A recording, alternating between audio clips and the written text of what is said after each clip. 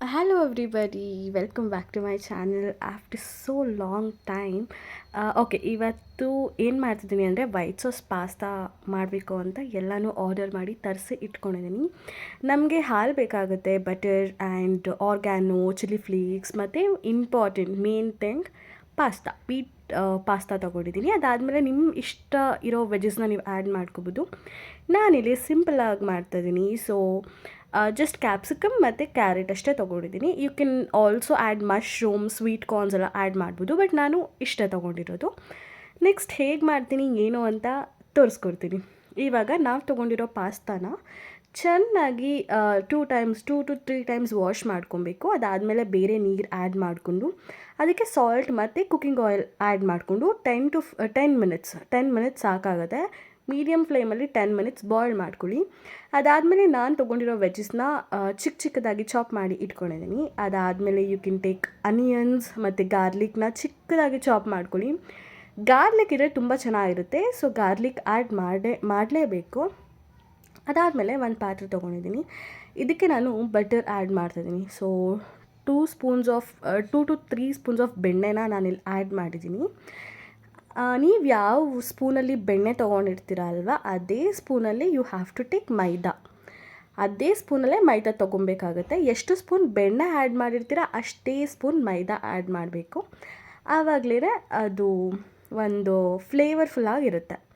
ಓಕೆನಾ. ಇಲ್ಲಿ ಮೈದಾ ಕೂಡ ಆ್ಯಡ್ ಮಾಡಿದ್ದಾಯಿತು. ಇವಾಗ ನಾವೇನು ಮಾಡಬೇಕು ಅಂದರೆ ಇದನ್ನು ಕೈ ಬಿಡ್ದಂಗೆ ನಾವು ಸ್ಟಿರ್ ಮಾಡ್ತಾನೆ ಇರಬೇಕು. ನಾವೇನಾದರೂ ಕೈ ಬಿಟ್ಟರೆ ಇದು ತಳ ಅಂಟ್ಕೊಳ್ಳೋ ಚಾನ್ಸಸ್ ಇರುತ್ತೆ. ಸೊ ಲೋ ಫ್ಲೇಮಲ್ಲಿ ಇಟ್ಕೊಳ್ಳಿ, ಬೆಸ್ಟ್. ಲೋ ಫ್ಲೇಮಲ್ಲಿ ಇಟ್ಕೊಂಡು ಚೆನ್ನಾಗಿ ಅದನ್ನು ಸ್ಟಿರ್ ಮಾಡ್ತಾನೇ ಇರಬೇಕು.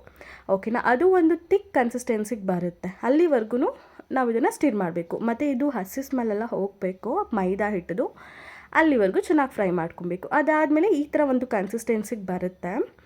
ಈ ಥರ ಕನ್ಸಿಸ್ಟೆನ್ಸಿಗೆ ಟರ್ನ್ ಔಟ್ ಆದಮೇಲೆ ನಾವು ಇದಕ್ಕೆ ಮಿಲ್ಕ್ ಆ್ಯಡ್ ಮಾಡ್ತೀವಿ. ಯಾವ ಕನ್ಸಿಸ್ಟೆನ್ಸಿ ಟೆಕ್ಸ್ಚರಲ್ಲಿ ಬೇಕು ಅದನ್ನು ನೋಡಿಕೊಂಡು ನಾವಿಲ್ಲಿ ಮಿಲ್ಕ್ ಆ್ಯಡ್ ಮಾಡ್ಕೊಂಡು ಹೋಗ್ಬೋದು. ನಿಮಗೆ ತುಂಬ ಕ್ರೀಮಿ ಬೇಕು ಅಂದರೆ ಮಿಲ್ಕ್ ಕಮ್ಮಿ ಆ್ಯಡ್ ಮಾಡಿ, ಅಥವಾ ತುಂಬ ವಾಟ್ರಿ ಕನ್ಸಿಸ್ಟೆನ್ಸಿ ಬೇಕು ಅಂದರೆ ನೀವು ಜಾಸ್ತಿ ಮಿಲ್ಕ್ನ ಆ್ಯಡ್ ಮಾಡ್ಬೋದು. ನಾನು ನೋಡ್ಕೊಂಡು ಆ್ಯಡ್ ಮಾಡ್ತಾಯಿದ್ದೀನಿ, ಸಾಕಾಗುತ್ತಾ ಅಂತ. ಸೊ ನೋಡಿ ಹೆಂಗೆ ಟರ್ನ್ ಔಟ್ ಆಗುತ್ತೆ ಅಂತ. ಇವಾಗ ಇದು ಸ್ವಲ್ಪನೂ ಲಂಪ್ಸ್ ಇಲ್ದಂಗೆ ನಾವು ಅದನ್ನು ಚೆನ್ನಾಗಿ ಸ್ಟಿರ್ ಮಾಡಬೇಕು. ಓಕೆನಾ. ಚೆನ್ನಾಗಿ ಸ್ಟಿರ್ ಮಾಡಬೇಕು, ಅದರಲ್ಲಿ ಏನೂ ಲಂಪ್ಸ್ ಇರಬಾರ್ದು. ಸೊ ಒಂದು ಸಾಫ್ಟ್ ಆ್ಯಂಡ್ ಕ್ರೀಮಿ ಟೆಕ್ಸ್ಚರಿಗೆ ಬರಬೇಕು, ಅಲ್ಲಿವರೆಗೂ ಚೆನ್ನಾಗಿ ಇದನ್ನು ಸ್ಟಿರ್ ಮಾಡ್ತಾಯಿದ್ದೀನಿ ನಾನು.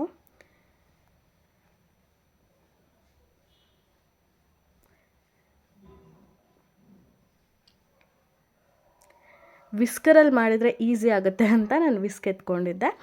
ಸೊ ಎನಿವೇಸ್ ಈ ಥರ ಒಂದು ಕನ್ಸಿಸ್ಟೆನ್ಸಿಗೆ ಟರ್ನ್ ಔಟ್ ಆಯಿತು. ಈ ಟೈಮಲ್ಲಿ ನಾವೇನು ಮಾಡೋಣ ಅಂದರೆ ಸಾಲ್ಟ್ ಹಾಕ್ಕೋತಿದ್ದೀನಿ. ನಾವು ಬಾಯ್ಲ್ ಮಾಡಬೇಕಾದ್ರೂ ಸಾಲ್ಟ್ ಹಾಕಿದ್ವಿ ಅಲ್ವಾ, ಸೊ ನೋಡ್ಕೊಂಡು ಸಾಲ್ಟ್ ಆ್ಯಡ್ ಮಾಡ್ಕೊಳ್ಳಿ. ಸ್ವಲ್ಪ ಸಾಲ್ಟ್ ಹಾಕ್ಕೊಂಡಿದ್ದೀನಿ. ಅದಾದಮೇಲೆ ಚಿಲ್ಲಿ ಫ್ಲೇಕ್ಸ್ ಆ್ಯಡ್ ಮಾಡ್ಕೊತಾ ಇದ್ದೀನಿ. ಚಿಲ್ಲಿ ಫ್ಲೇಕ್ಸ್ ನಿಮಗೆ ಖಾರಕ್ಕೆ ತಕ್ಕಷ್ಟು ನೀವು ಆ್ಯಡ್ ಮಾಡ್ಕೋಬೋದು. ನನಗೆ ಖಾರ ಅಂದರೆ ತುಂಬ ಇಷ್ಟ, ಬಟ್ ಇಷ್ಟು ಚಿಲ್ಲಿ ಫ್ಲೇಕ್ಸ್ ಆ್ಯಡ್ ಮಾಡಿದ್ರು ತುಂಬ ಸ್ಪೈಸಿ ಅಂತ ಏನು ಅನಿಸಿಲ್ಲ ನನಗೆ. ಆ್ಯಂಡ್ ಇದ್ರ ಜೊತೆ ನಾವು ಹರ್ಬ್ಸ್ ಅಂದರೆ ಆರ್ಗ್ಯಾನೋನ ಆ್ಯಡ್ ಮಾಡ್ಕೊಬೋದು. ಆ್ಯಡ್ ಮಾಡ್ಕೋಬೋದು ಅಲ್ಲ, ಮಾಡ್ಕೋಬೇಕು. ಅದಾದಮೇಲೆ ಚೆನ್ನಾಗಿ ಅದನ್ನು ಮಿಕ್ಸ್ ಮಾಡ್ಕೊಡಿ. ಎಷ್ಟು ಚೆನ್ನಾಗಿ ಕಾಣಿಸ್ತದೆ. ಇವಾಗ ನಮ್ಮ ವೈಟ್ ಸಾಸ್ ರೆಡಿ ಆಯಿತು. ಇವಾಗ ಇದಕ್ಕೆ ಡೈರೆಕ್ಟಾಗಿ ನಾವು ಪಾಸ್ತಾ ಹಾಕ್ಬೋದು, ಬಟ್ ನಾನೇನು ಮಾಡ್ತೀನಿ ಅಂತ ತೋರಿಸ್ತೀನಿ. ನೆಕ್ಸ್ಟು ಇನ್ನೊಂದು ಪಾತ್ರೆ ಎತ್ಕೊಂಡು ಅದಕ್ಕೆ ನಾವು ಬಟರ್ ಹಾಕ್ತಾಯಿದ್ದೀನಿ. ಬಟರ್ ಇಲ್ಲಿ ಬೇಡ ಅಂತಂದರೆ ನೀವು ಆಯಿಲ್ ಕೂಡ ಆ್ಯಡ್ ಮಾಡ್ಕೋಬೋದು. ಇವಾಗ ನಾನು ಬಟರ್ ಹಾಕಿದ್ದೀನಿ, 2 ಸ್ಪೂನ್ಸ್ ಆಫ್ ಬಟರ್ ಹಾಕಿದ್ದೀನಿ. ಅದಾದಮೇಲೆ ಅನಿಯನ್ ಮತ್ತು ಗಾರ್ಲಿಕ್ನ ನಾನು ಚಾಪ್ ಮಾಡಿಟ್ಕೊಂಡಿದ್ನಲ್ಲ ಅದನ್ನು ಹಾಕ್ಬಿಟ್ಟು ಚೆನ್ನಾಗಿ ಫ್ರೈ ಮಾಡಬೇಕು. ಅದು ಹಸಿ ಸ್ಮೆಲ್ಲೆಲ್ಲ ಹೋಗಿ ಒಂದು ತುಂಬ ಚೆನ್ನಾಗಿರೋ ಫ್ಲೇವರ್ ಬರಬೇಕು, ಅಲ್ಲಿವರೆಗೂ ಚೆನ್ನಾಗಿ ಫ್ರೈ ಮಾಡ್ಕೊಳ್ಳಿ. ಅದಾದಮೇಲೆ ಆನಿಯನ್ ಎಲ್ಲ ಟ್ರಾನ್ಸ್ಪರೆಂಟ್ ಆದಮೇಲೆ ನಾನು ಚಾಪ್ ಮಾಡಿ ಇಟ್ಕೊಂಡಿರೋ ವೆಜ್ಜಸ್ನು ಆ್ಯಡ್ ಮಾಡ್ತಾಯಿದ್ದೀನಿ.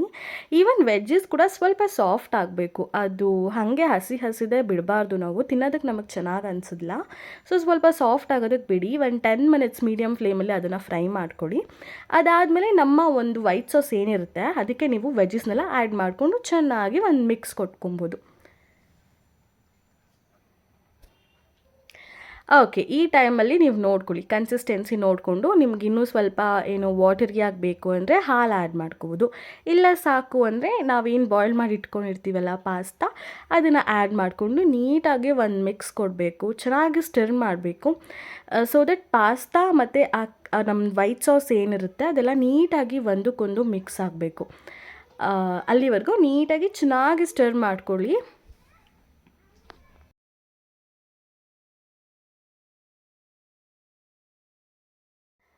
ಸೊ ನಾನು ಎಷ್ಟೊಂದು ದಿನ ಆದಮೇಲೆ ವೀಡಿಯೋ ಮಾಡ್ತಾಯಿದ್ದೀನಿ. ಆಲ್ಮೋಸ್ಟ್ ಇಟ್ಸ್ ಬಿನ್ 1 ಇಯರ್ ನಾನು ಇವಾಗ ವೀಡಿಯೋ ಮಾಡ್ತಾಯಿದ್ದೀನಿ.